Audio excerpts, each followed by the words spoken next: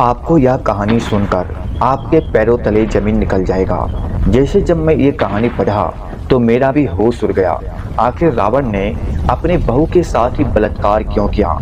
और जब रावण ने अपने बहू के साथ जबरदस्ती बलात्कार किया, उसके बाद बहू के पति ने रावण को ऐसा श्राप दिया जिससे रावण के रूह कांप गया। आखिर रावण ने जबरदस्ती अपनी पुत्र बहू के साथ क्यों किया संभोग, जिसके कारण नल कुबेर ने रावण को श्राप दिया? आखिर क्या श्राप दिया, आज हम आपको इस वीडियो में बताने वाले हैं। और साथ ही आप जानेंगे कि रावण ने सीता के साथ जबरदस्ती क्यों नहीं किया।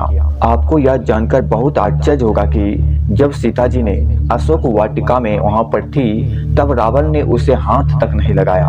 आपको ये सारे प्रश्नों का जवाब इस वीडियो में मिलने वाला है। वीडियो काफी इंपॉर्टेंट है, वीडियो को पूरा जरूर देखिएगा। यह कहानी आपको तभी समझ में आएगा जब आप रंभा के बारे में जानेंगे। आपने रंभा नाम जरूर सुना होगा।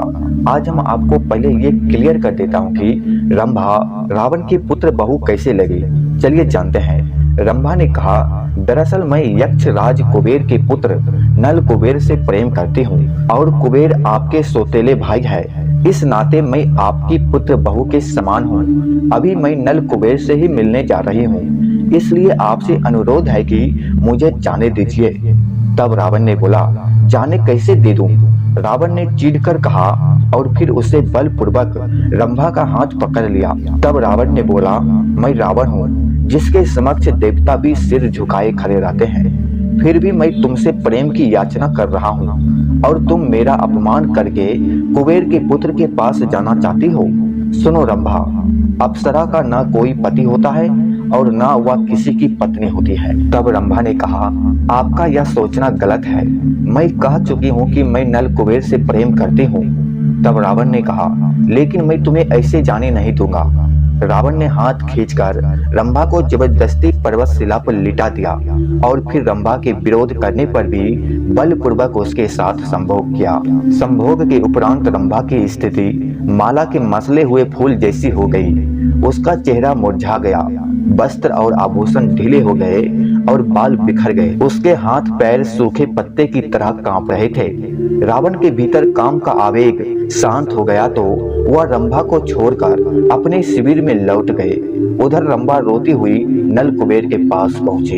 इसके बाद जो हुआ आपको यह जानकर रोंगटे खड़े हो जाएगा। रंभा ने नल कुबेर से कहा, मैं निर्दोष हूँ। मैंने रावण को यहाँ तक कहा कि मैं उसकी पुत्र बहू के समान हूँ, किंतु उस कमीना ने मेरी इच्छा के विरुद्ध मेरा बलात्कार किया। रंभा की बात सुनकर नल कुबेर की आंखें क्रोध से लाल हो गई। उसकी भुजाएं फड़कने लगी। वह जानता था कि उसके लिए रावण से लड़ना या उसे परास्त करना तो संभव नहीं था, लेकिन यक्ष राज कुबेर का पुत्र होने के नाते नल कुबेर इतना भी विवश नहीं था।